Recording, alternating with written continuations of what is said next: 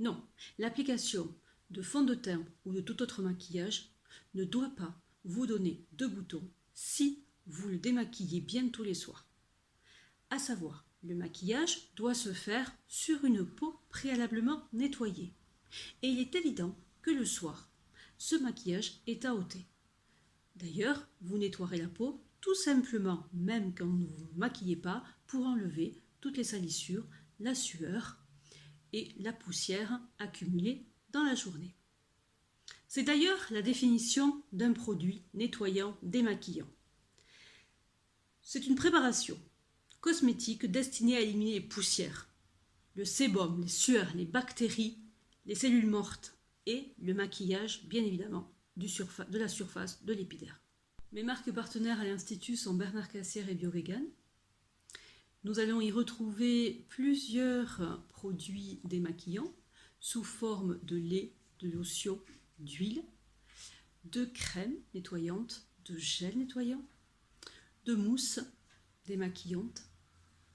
Ainsi, suivant le type de peau, l'on pourra conseiller l'un ou l'autre.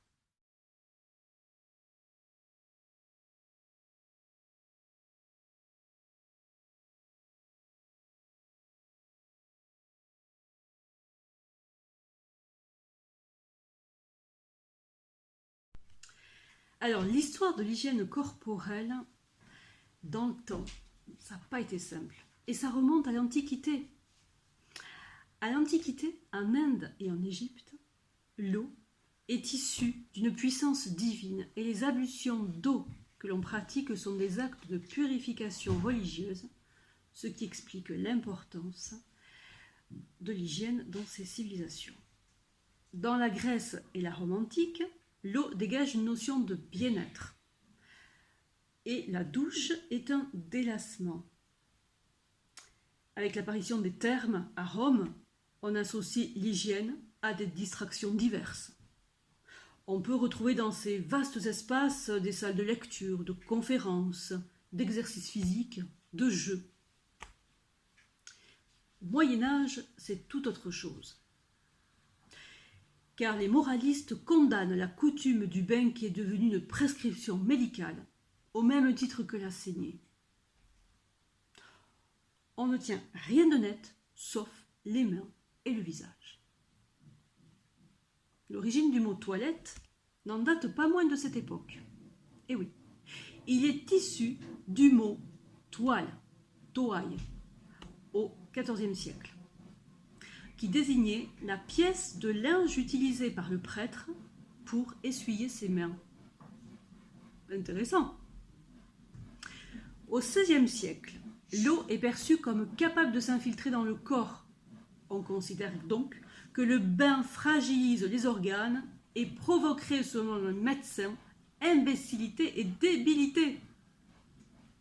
Exception faite, le seul bain que l'on pouvait prendre était celui de la naissance. Il fallait laver le nouveau-né. Au XVIIe siècle, cette crainte va se perpétuer et fait ressortir le rôle de l'habit qui préserve le corps et celui des parfums qui camouflent l'odeur. À cette époque encore, seules les mains peuvent être lavées. Et l'on dit que durant sa longue vie, Louis XIV n'aurait pris qu'un seul bain en 1665, et encore pour des raisons de santé. Bon, ça, il faudrait que je rencontre Stéphane Bern pour savoir si c'est vraiment vrai. Et à partir du milieu du XVIIIe siècle, enfin, l'eau retrouve ses effets bénéfiques et le bain est réhabilité. On prône l'hygiène et l'usage du savon, début du XIXe, grâce au procédé Solvay de fabrication de la soude, qui va considérablement se développer.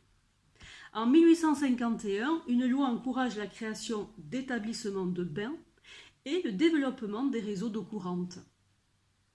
Mais ce n'est qu'en 1880 qu'apparaissent les premières salles de bain dans les immeubles parisiens. Quant au fond de teint, c'est dommage de le bouder. Du plus couvrant à la crème teintée qui donne juste un effet bonne mine, ils contiennent dans leur actif des ingrédients qui protègent et qui adoucissent. Donc ce sont des bons produits de maquillage. Mais vous avez bien compris, ils s'appliquent sur une peau propre et ils s'enlèvent le soir avant le coucher. N'oubliez pas en cette période très particulière également de vous laver les mains le plus souvent possible. Il est vrai que quand on se lave trop, le film hydrolipidique peut être perturbé et donc la peau se met à tirailler, devient inconfortable. Il faut réhydrater. Après chaque lavage des mains, pensez à avoir une bonne crème pour les mains et réhydrater le plus souvent possible.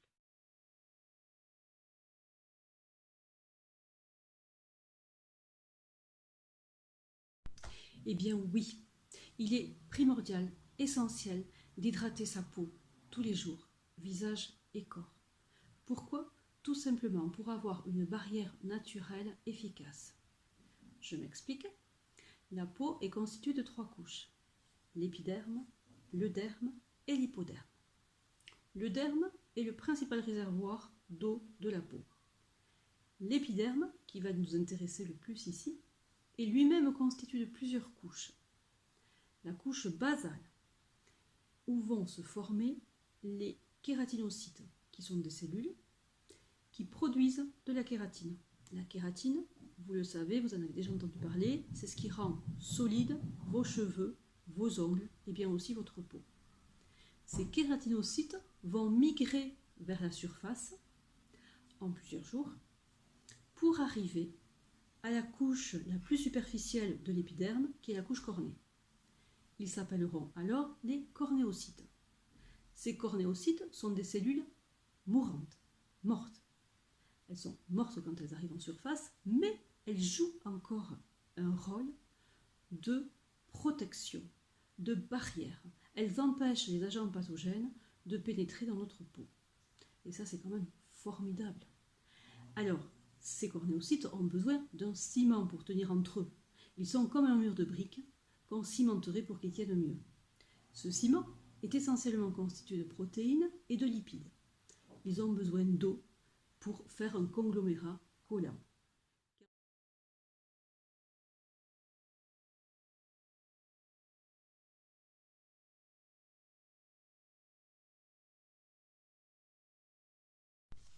Non, il ne faut pas essayer d'assécher une peau grasse à problème.